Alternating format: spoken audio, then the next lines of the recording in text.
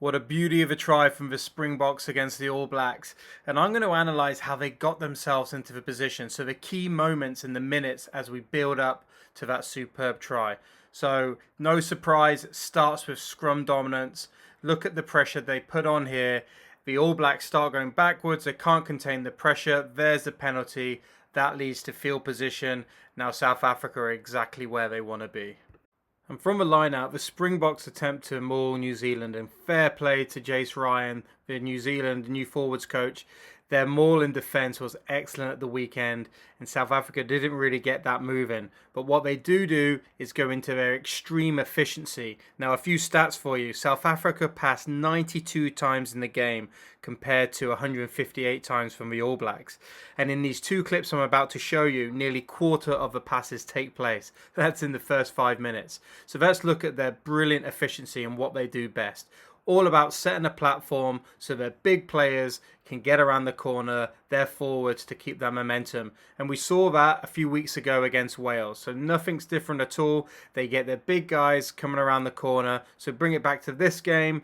No different. They know their DNA and they want to go forward. But just note how good they are with their rucking skills. Okay, they have numbers and the big guys around the corner, but their rucking skills is on point. And look how quick that ball is. That doesn't allow New Zealand to get off the line or dictate any line speed. So South Africa can win the collisions moving forward, and that's absolutely vital. So as I said, nearly quarter of the passes in the whole game for South Africa are coming up now. And it's all about just consistently putting on pressure and pressure before they decide to go wide. So they give it a little go now, and fair play to New Zealand defence. They stop them. But again, this is a cumulative toll what's taking place now.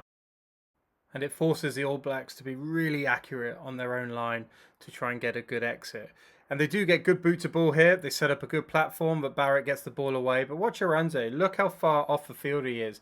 He's ready to take that kick, and that's just really smart. So they don't always want to slow the ball down. They also want to open it up when they can. They've got some live wire players. So Aranze to Williamser, and they're looking to attack. They're looking to keep that ball alive and take on the All Blacks when they're disjointed. So Aranze, great feat.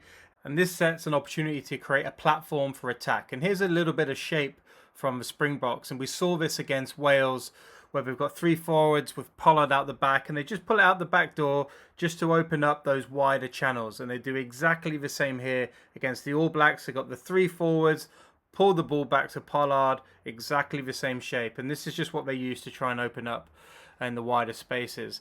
And again, New Zealand do really well to cover, but the pressure is just building and building and building.